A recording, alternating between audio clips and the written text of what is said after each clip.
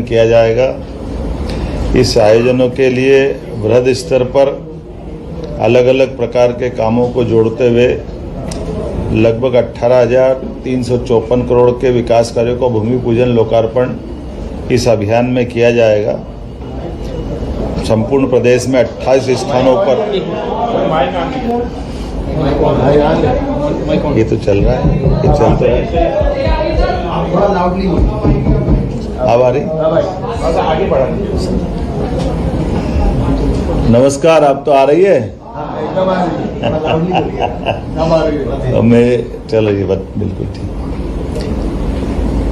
मध्य प्रदेश में विधानसभा चुनाव के बाद एक वर्ष इस सरकार का हो रहा है। ऐसे में सरकार के स्तर पर हमने दो प्रकार के अलग अलग अभियान और पर्व दो तरह से मनाने का प्रयास किया गया। एक हमारी जन कल्याणकारी योजनाओं को नीचे तक पहुंचाने के लिए, जनहितैषी हितग्राहियों के लिए नगरीय स्तर पर सभी वार्डों में, पंचायत स्तर पर गांव-गांव के अंदर तक हमारी 56 प्रकार की जनहितैषी योजनाओं को लेकर के हमारे वार्ड के अंदर पार्षद, वार्ड के अंदर के अधिकारी, कर्मचारी, नगरीय स्तर पर नगर निगम आयुक्तों को हमने इसका नोडल ऑफिसर बनाया है, जो 11 दिसंबर से लगा करके 26 जनवरी तक लगातार 40 दिन तक हमारे विभिन्न प्रकार की जनहितैषी योजनाओं को लेकर के जनता के बीच जाकर के जो हितग्राही पात्र पाए जाएंगे उन सबको वह सारी योजनाओं का लाभ दिलाने के लिए अभियान चलाने का निर्णय किया है। इसी प्रकार से जन कल्याण पर्व के माध्यम से हमारी बड़ी बड़ी योजनाओं को लेकर के प्रदेश के स्तर पर हमने कुछ कार्यक्रम बनाए जो लगभग एक पखवाड़ा के रूप में लगेंगे, जिसको हमने नाम दिया जन कल्याण पर्व के माध्यम से, जिसमें लगभग 18,354 करोड़ के विभिन्न प्रकार के विकास कार्यों का भूमि पूजन और लोकार्पण अलग अलग अवधि में किया जाना प्रस्तावित किया गया है। खास करके हमारे लिए यशस्वी प्रधानमंत्री के आशीर्वाद से हमारे नदी जोड़ो अभियान में हमें बड़ी सफलता मिली है।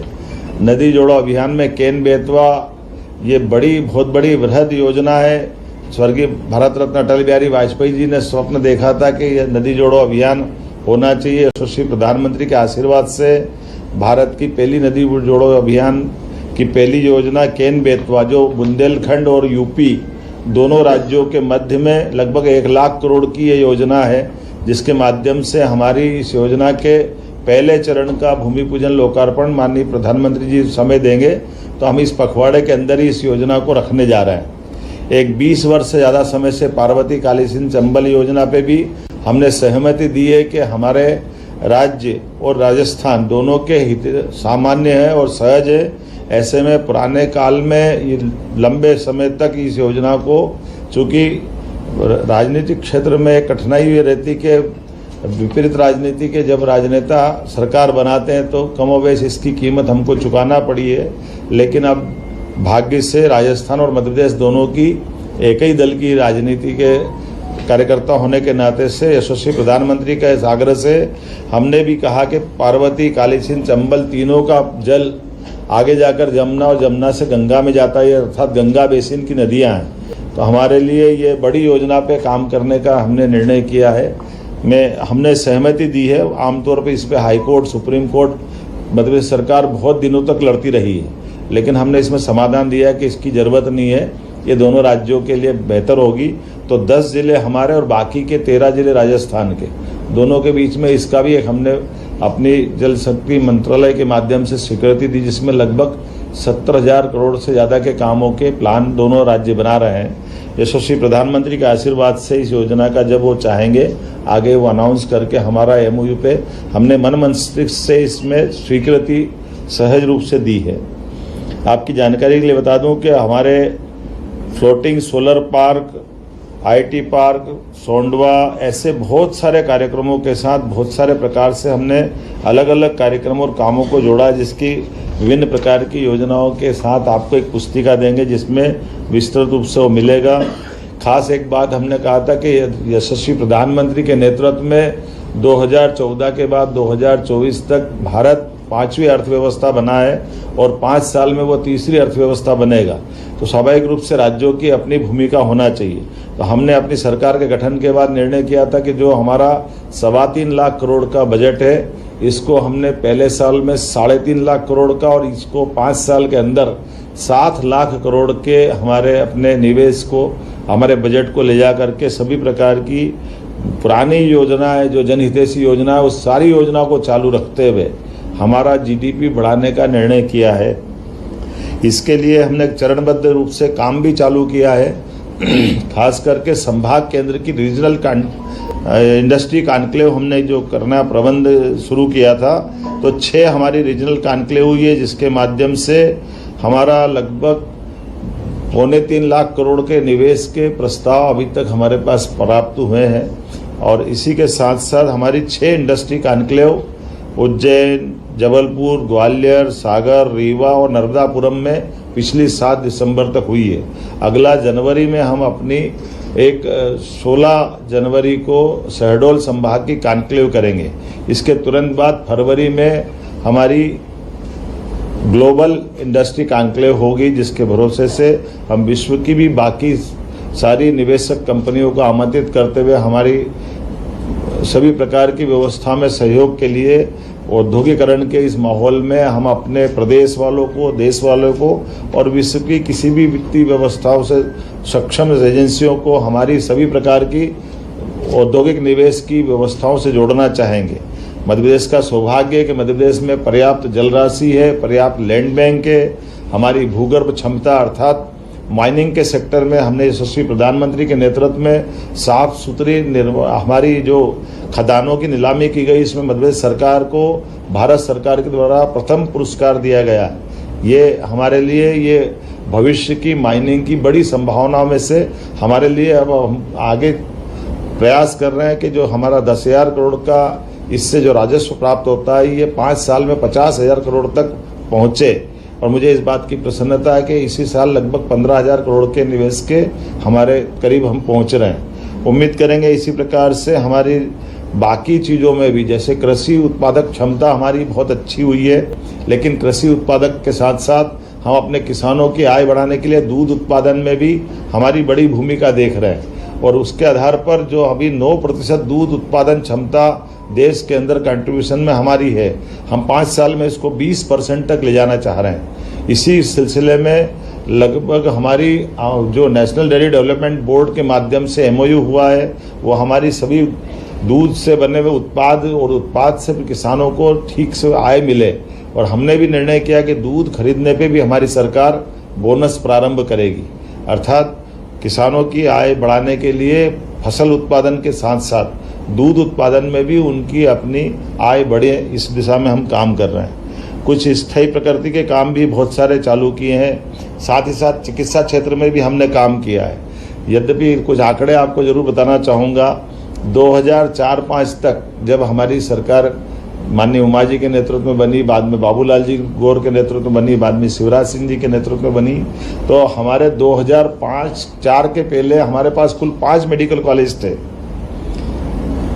और 5 मेडिकल कॉलेज की तुलना में हमारे पास 2023-24 तक आज की स्थिति में हमने, मेरे आने के बाद 3 मेडिकल कॉलेज चालू हुए, उसके पहले के और बाद के मिला करके आज 30 मेडिकल कॉलेज हमारे अपने मध्य प्रदेश में हुए हैं। लेकिन ये 1 साल के अंदर हमारे 14 मेडिकल कॉलेज PPP पे और 8 हमारे निर्माणाधीन है, अर्थात अब 1.25 से 1.5 साल के अंदर लगभग हम 50 मेडिकल कॉलेज अपने यहाँ राज्य में लाएंगे। ये सबसे तेज गति से बढ़ने वाले हमारे मेडिकल चिकित्सा की दृष्टि से बड़ी उपलब्धि रहेगी। इसी प्रकार से 5 आयुर्वेदिक मेडिकल कॉलेज इसी साल हमने खोलने का निर्णय किया है।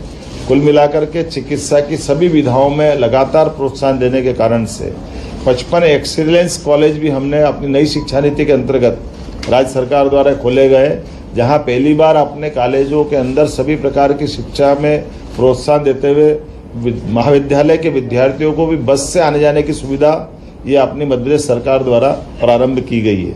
हमने उम्मीद की है कि जिस प्रकार से गुड गवर्नेंस के लिए काल के प्रवाह में बड़ी बड़ी फैक्ट्रियां बंद हो जाती थी, मजदूरों को अपने हक के लिए कोर्ट कचहरी के चक्कर लगाना पड़ते हैं, उदाहरण के लिए हुकुमचंद मिल का 30 साल से उनके हक का पैसा मजदूरों का 7,000 मजदूरों का पेंडिंग था। हमने त्वरित गति से निराकरण करते हुए नीतिगत निर्णय लिया कि मजदूरों का भुगतान सरकार करेगी, बदले में मिल या बाकी चीज़ों की लैंड सरकार रख लेगी। इसके बलबूते पर हुकुमचंद मिल के आधार पर हमने 4,800 श्रमिक परिवारों को 224 करोड़ की धनराशि का भुगतान यशस्वी प्रधानमंत्री की मौजूदगी में किया गया, जो एक बड़ा अपने आप में ये उस संकल्प की तरफ ले जाता है जो निवेशक और श्रमिक दोनों के साथ सरकार खड़ी है। श्रमिक को भी हम अधूरे में नहीं छोड़ सकते। इसी प्रकार से जो भविष्य में हमारे पे भरोसा करने वाले इंडस्ट्रियलिस्ट हैं, काल के प्रवाह में लंबे समय तक चलाने के बाद टेक्नोलॉजी अगर पुरानी हो जाती है तो भी हम अपनी भूमिका निभाने को तैयार है। उम्मीद कर रहे हैं आने वाले समय में हमने जिस प्रकार से और भी कई काम किए, खास करके लाडली लक्ष्मी योजना, लाडली बहना योजना, इस पे हमने आने के बाद 250 रुपये चला है। यद्यपि हमारे विरोधी दलों ने कहा था कि केवल चुनाव तक की योजना है, बाद में बंद कर देंगे, वित्तीय व्यवस्था खराब हो जाएगी, लेकिन हमने उस पर भी धनराशि बढ़ा करके इस संकल्प की पुष्टि की है कि हमने जो कहा है वो हम करके दिखाएंगे। नारी सशक्तिकरण की दिशा में ये सारी योजनाएं उसी प्रकार से चालू रहेगी। मुझे इस बात की भी प्रसन्नता है कि हमने एक नए एयरपोर्ट का लोकार्पण रीवा एयरपोर्ट के नाते से किया है। एविएशन की दिशा में हमने बहुत बड़े काम अलग अलग प्रकार से किए हैं। उसी के सिलसिले में हमारे अपने रीजनल एयर कनेक्टिविटी भी बढ़ाई है, जिसके आधार पर टूरिज्म को लेकर के सिंगरौली, भोपाल, रीवा, सतना, ऐसे कई छोटे सेक्टर में भी हमने अपनी लोकल हवाई सेवा भी उपलब्ध कराई, जो हवाई यातायात के साथ साथ पर्यटन को भी बढ़ावा दे रही है। हमने प्रयास किया है कि हमारे एयर एम्बुलेंस की सुविधा के माध्यम से आयुष्मान योजना के आधार पर बीमार या डॉक्टर और कलेक्टर की दोनों की सलाह पर उसको और उन्नत हॉस्पिटल तक पहुंचाना होगा, तो एयर लिफ्ट के माध्यम से हम उसकी जान बचाने में उसके आयुष्मान कार्ड के आधार पर ही एयर एम्बुलेंस की सुविधा दे रहे हैं और बड़े पैमाने पर इसका हमको अच्छा रिस्पांस मिला है। ऐसी बहुत सारी योजना में काफ़ी चीज़ें बता सकता हूँ। जैसे हमने लाडली बहनाओं को 450 रुपये में गैस टंकी की रिफिलिंग की सुविधा प्रदान की है, और भी बहुत सारी चीज़ें आपको मिलेगी। मैं उम्मीद कर रहा हूँ कि ऐसी सारी सुविधाओं के साथ हमारी सरकार लगातार आगे बढ़ रही है।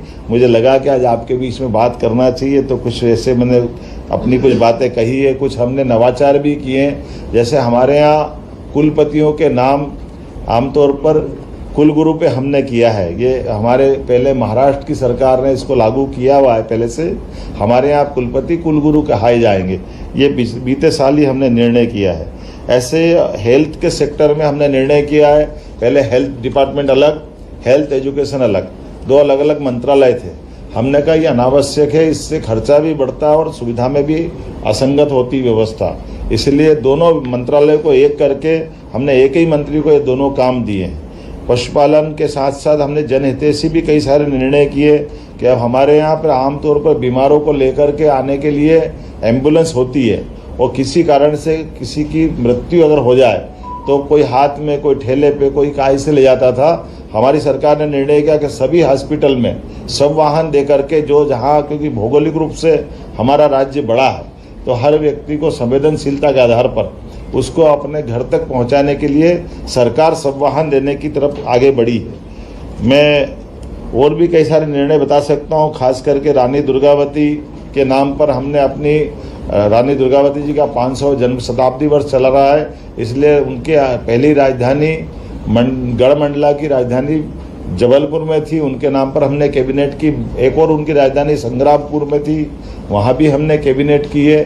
साथ ही साथ कोदो कुटकी पे हमारी तरफ से 1000 का अनुदान जोड़ते हुए रानी दुर्गावती योजना के आधार पर श्री अन्न योजना को भी प्रोत्साहन देने का निर्णय किया है।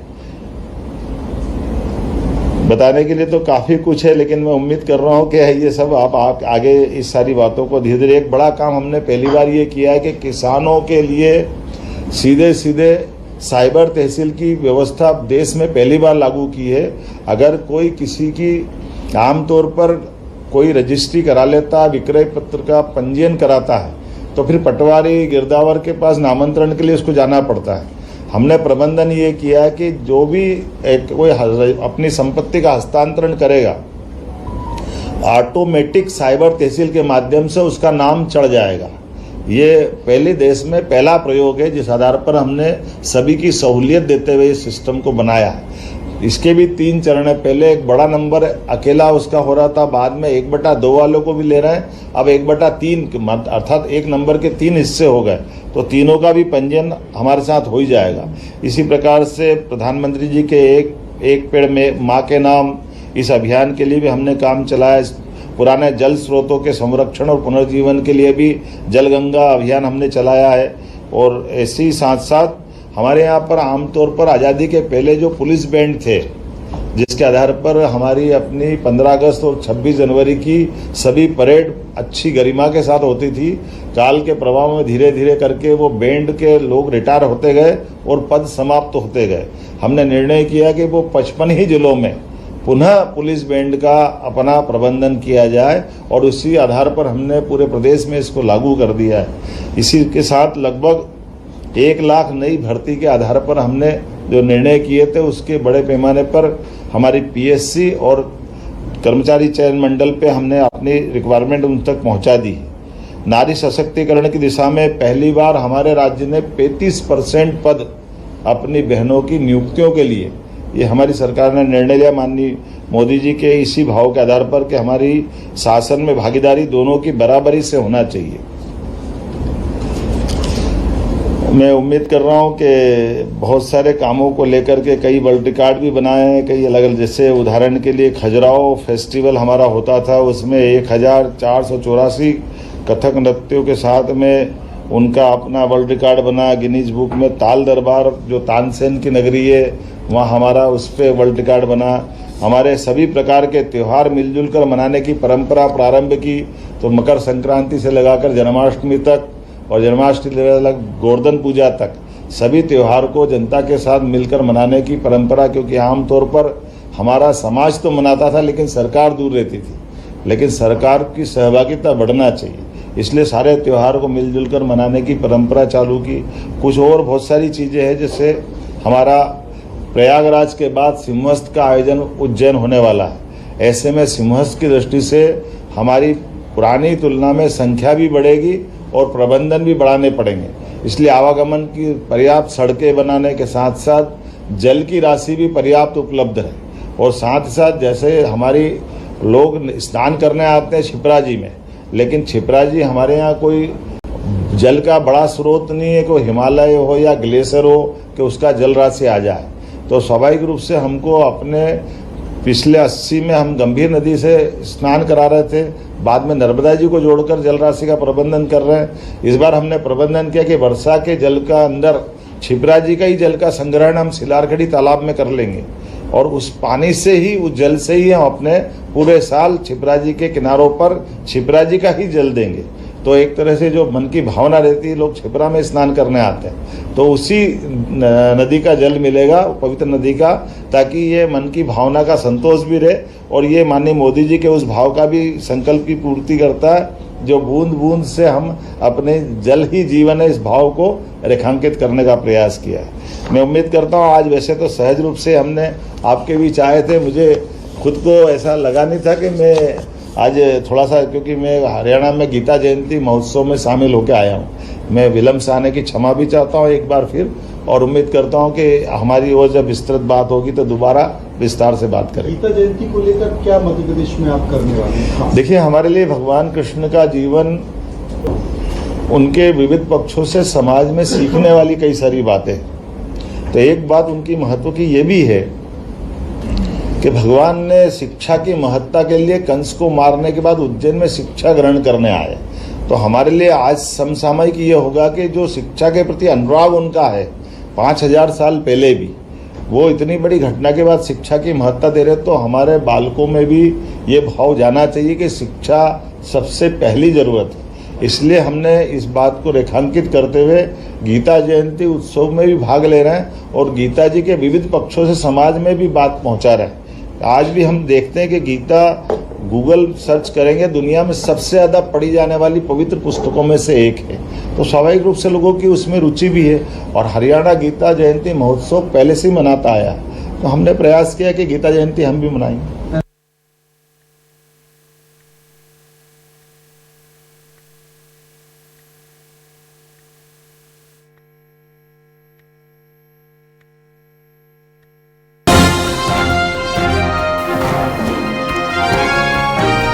तो आप यहाँ पर सुन रहे थे मध्य प्रदेश के मुख्यमंत्री डॉक्टर मोहन यादव को, जो कि दिल्ली में मौजूद हैं और दिल्ली में इस दौरान प्रेस कॉन्फ्रेंस कर रहे थे।